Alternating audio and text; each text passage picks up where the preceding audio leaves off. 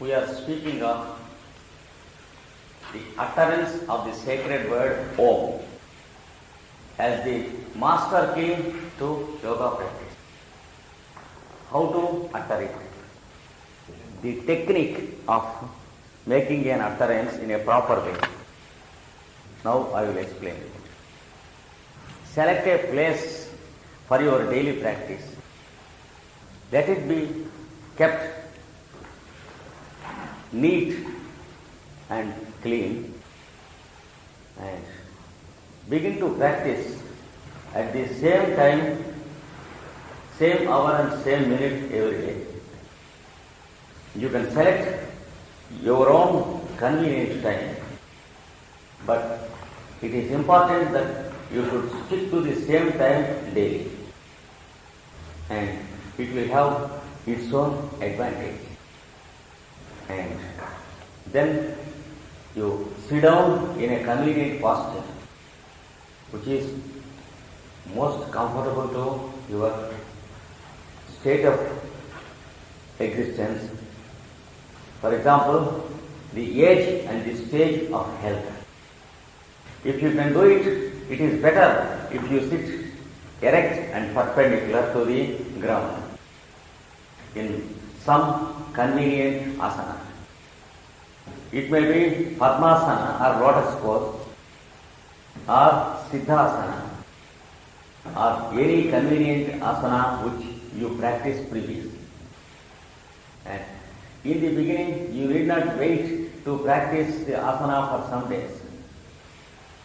You can start yoga practice even with stretched legs, and then begin to practice one asana simultaneously, so that time is not lost, because the span of this physical body is limited. For a person who knows the value of time and span, it is not wise to allow time without beginning to achieve what you want.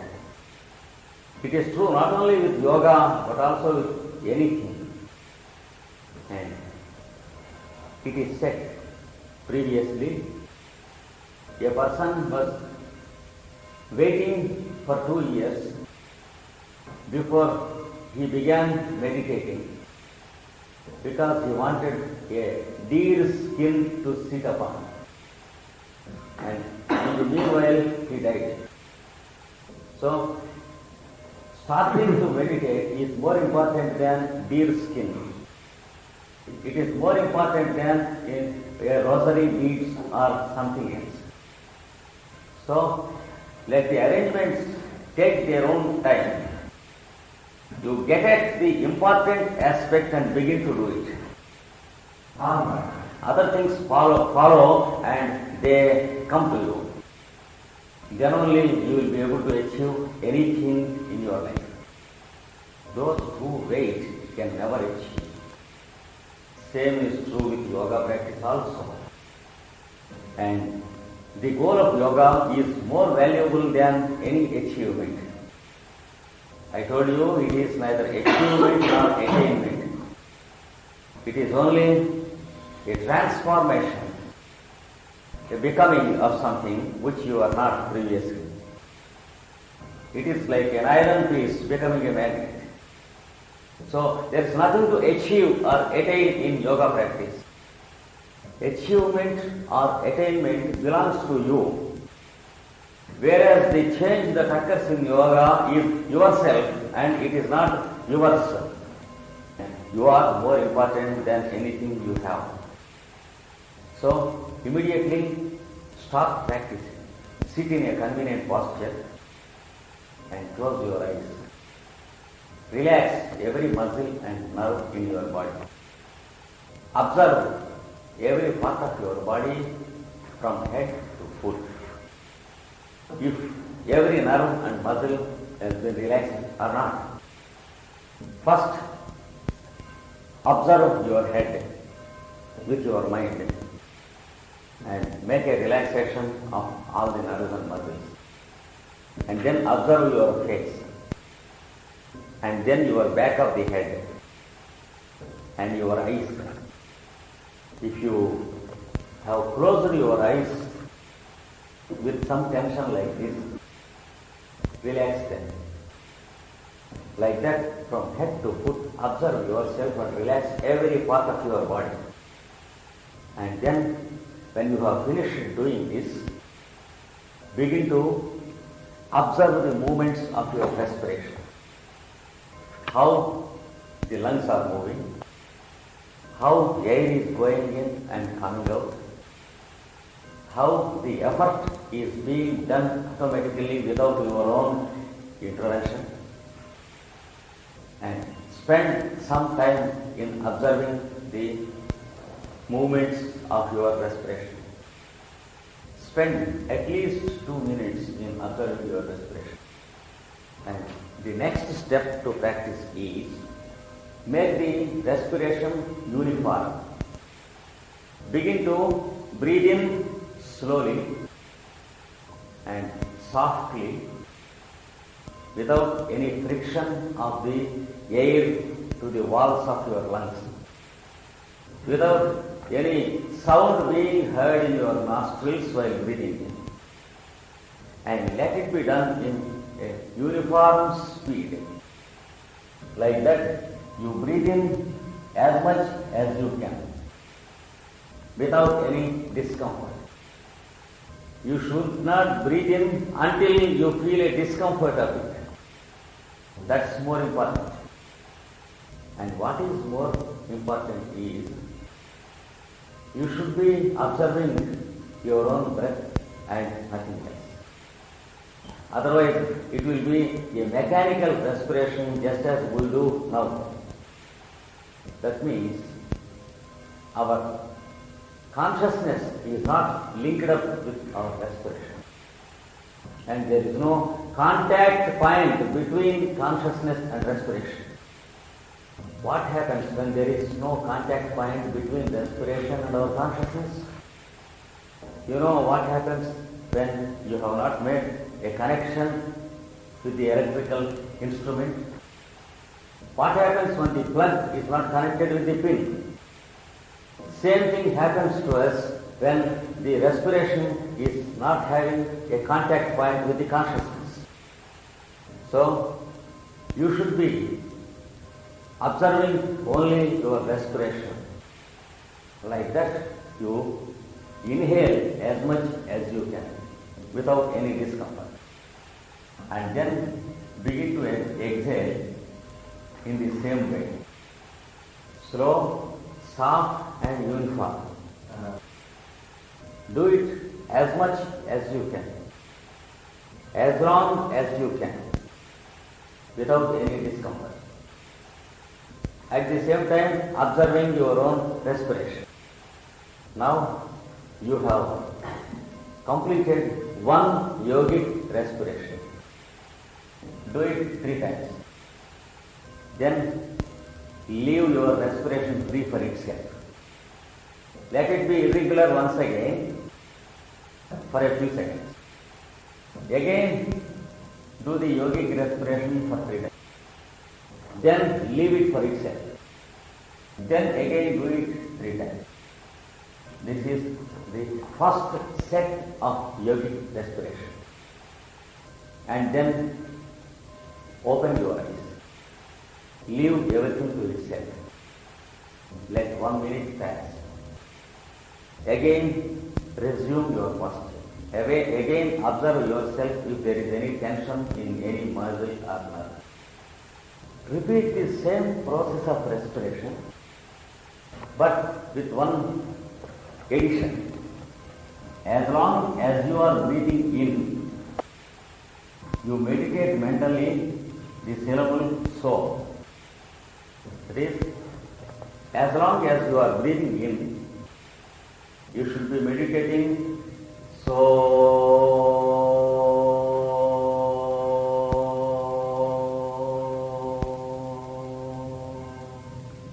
Like this, mentally. Do it as long as you can without any discomfort.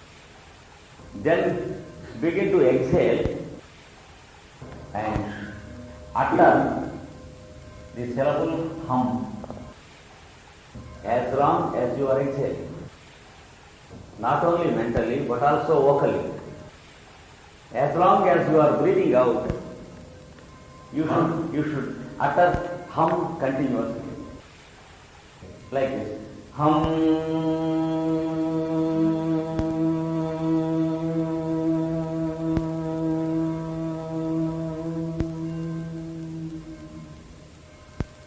At the same time, listening to your own sound and nothing else, and observing the movements of your respiration.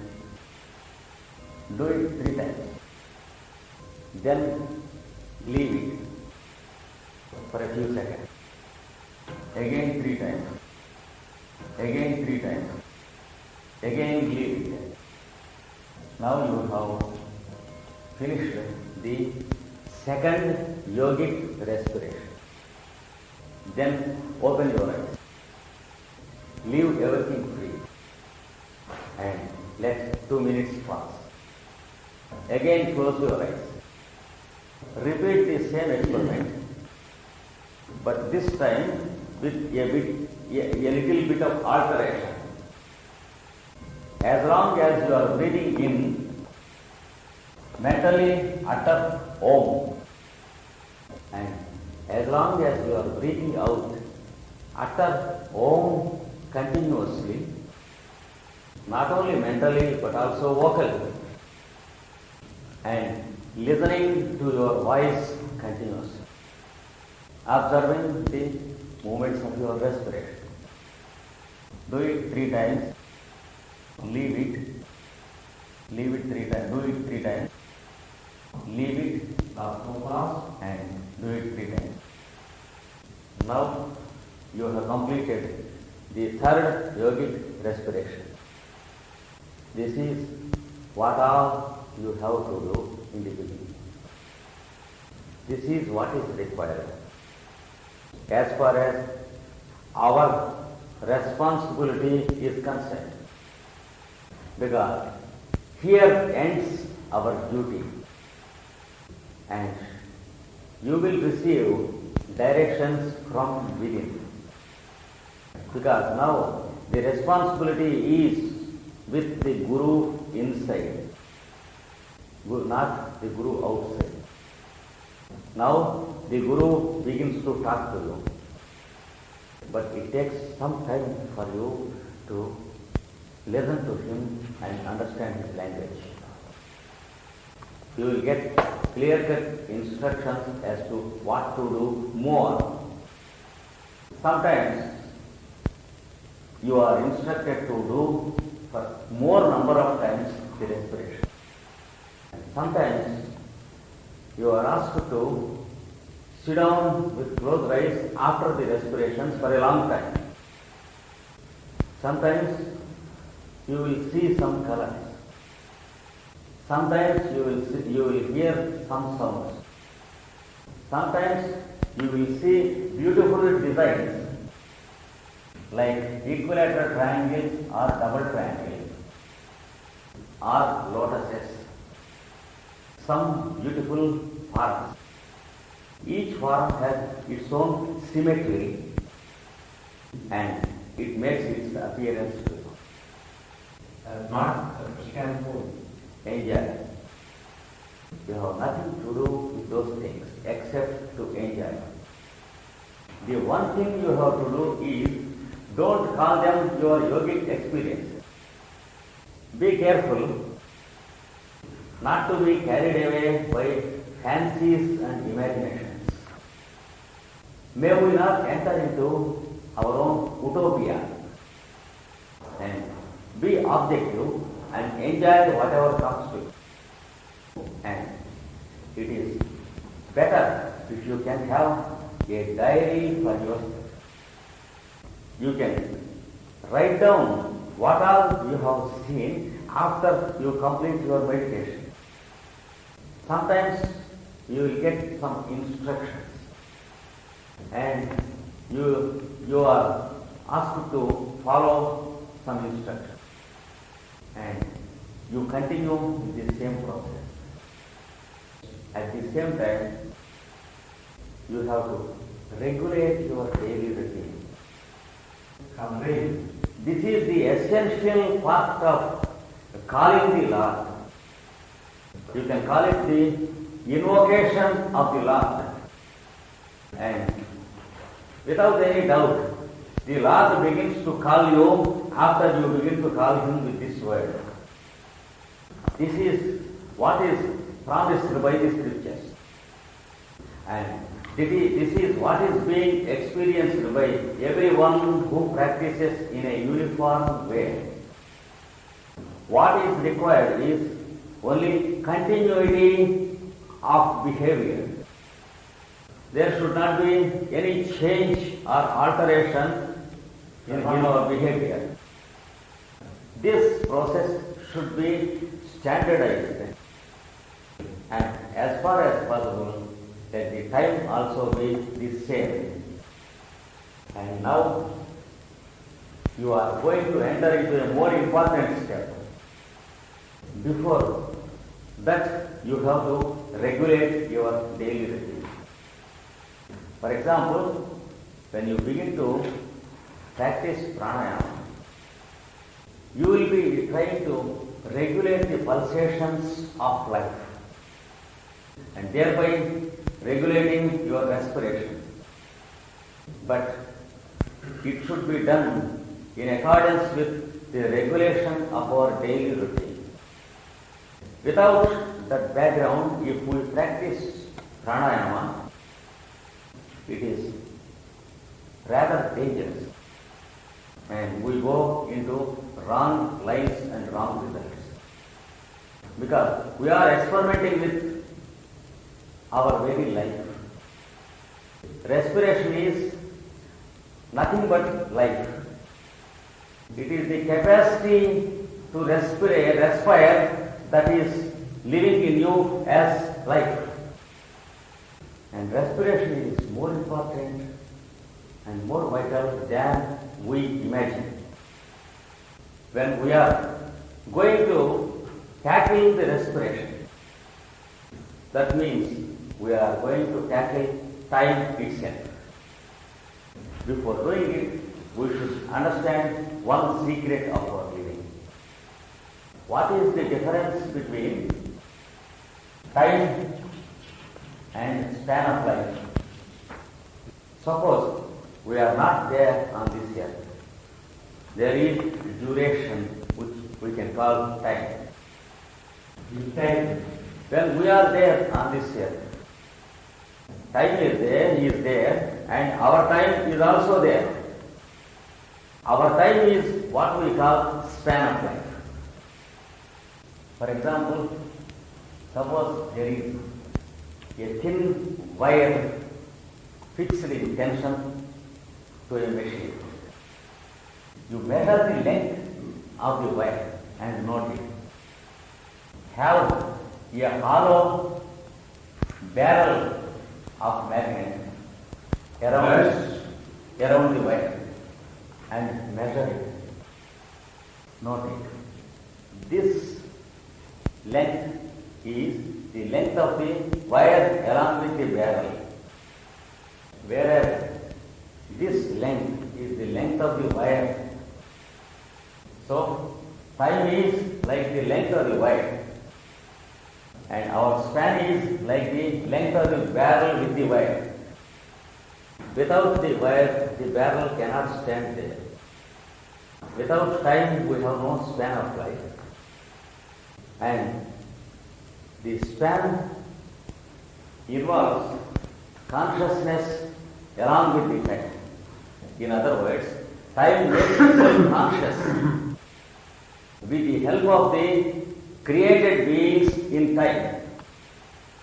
Nature creates beings and it makes time feeling self-conscious.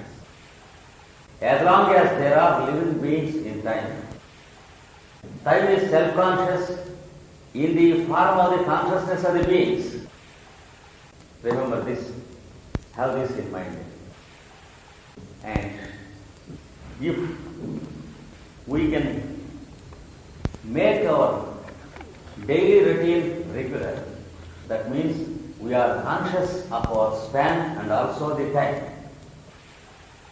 During the period of 24 hours, starting from the sun in the east, that is sunrise, you have 4 quarters of the day, 6 hours each, and the earth is rotating on its own axis and producing the effect of the day and the night upon us.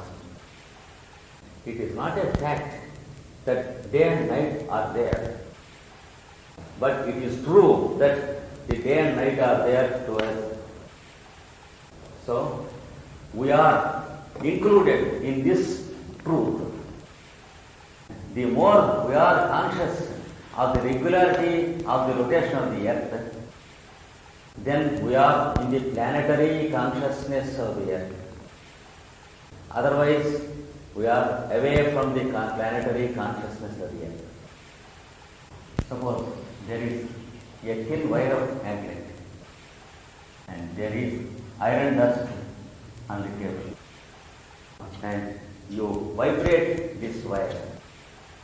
It begins to pick up the dust, and the dust that is picked up contains only that dust only contains particles that are magnetic.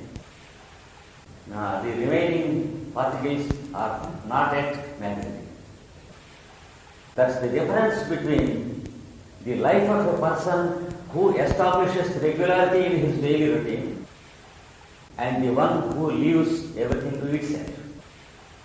For example, you select some time to get up from your bed. Stick to it exactly to the hour and the minute. In the beginning, it may require some effort.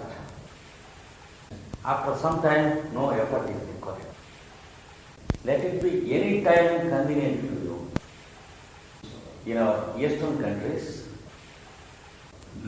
because we are nearer the equator, it is convenient for us to get up by 4 or 4:30 or maximum 5 in the morning. It may not be so very convenient in the border countries. You can select 5 or 6 or 7 according to your present stage of existence before you started yoga practice, and let the time be followed every day, and then create a second incident like that. For example, your breakfast. A third incident like that. For example, your lunch. A fourth example like that. For example, your dinner. And then a fifth incident. For example, starting at home to go to the office. And then a sixth example. For example, returning home after you leave the office. A sixth example. For example, to talk to your wife for half an hour about the domestic affairs. Like this, multiply the number of incidents in the day in which you achieve regularity. Then there will be an imperceptible and invisible change taking place in you. Behind the regularity of the incidents and behind the mental activity you put forth to realize the regularity, there is another dimension developing in you. The shape of the total incidence of regularity in your life. You will construct your own polygon of your own routine. That polygon becomes a standard. And along with the revolution of the earth, that polygon begins to rotate. You will find a new dimension of consciousness awakening in you. A new awareness is continuously working in you. This is what exactly is needed when you practice yoga. Without this, even though you practice for 30 years, there is no use. This invisible body of polygon should develop around you. It should be your own aura rotating around you. Then begin to practice pranayama. Then it is safe for you to regulate your pulsation. Then it is safe for you to regulate your respiration. But if you start at the wrong end and proceed in the opposite direction, that is, begin to breathe and stop respiration and making kumbhaka, etc., it will have its own evil effects upon you in course of time. Because you have not tuned yourself with the planetary consciousness of this earth. You could not recognize that the earth itself is a big magnet upon which you are standing. And then you began to tamper the vital pulsation. Then there is a hell awaiting. So be careful. This is the first step you have to practice. And along with this step, you have to practice controlling respiration, etc. So we will go to the next step of practice. Before doing so, let us verify if our utterance of the sacred word is running in proper lines or not. How to verify? By the clear-cut results it offers to you. It is a sure thing, like the taste of the pudding you have prepared. You can directly taste it and verify if your cooking is running in proper lines or not. Two things take place if your practice is running in proper lines.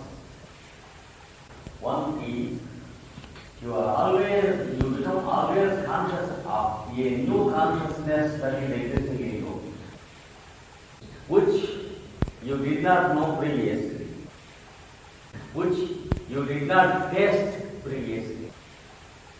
It will be experienced in the form of an awareness, and it will be experienced as a type of mental light. Mentally, you will begin to feel some light which was not there previously. And sometimes, mental sound. You will continuously listen the sound Om, not in the ears but in the mind. You should not hear in the ears. If you listen any sounds in the ears while practicing yoga, that means you are dragging it to dangerous extent. For example, one who practices kumbhaka in a violent way, sometimes he begins to listen some sounds in the ear. That is nothing but the sound of the rush of blood to the head. And because there are blood vessels near the ear, when the speed of the rush of the blood is more, we will begin to hear the sounds in the ear. That is something dangerous. That means our hypertension is growing. And we will grow more and more irritable and erratic towards others. And we will mistake that our vibrations are growing more and more sensitive, and we may deceive ourselves by believing that we are not able to bear any disturbance around. This is never true with a student of yoga. Let it be any branch of yoga practice. If your practice were to be running on right lines, you should grow more tranquil and more pleasant. And if at all there was any irritability previously in your mind, it should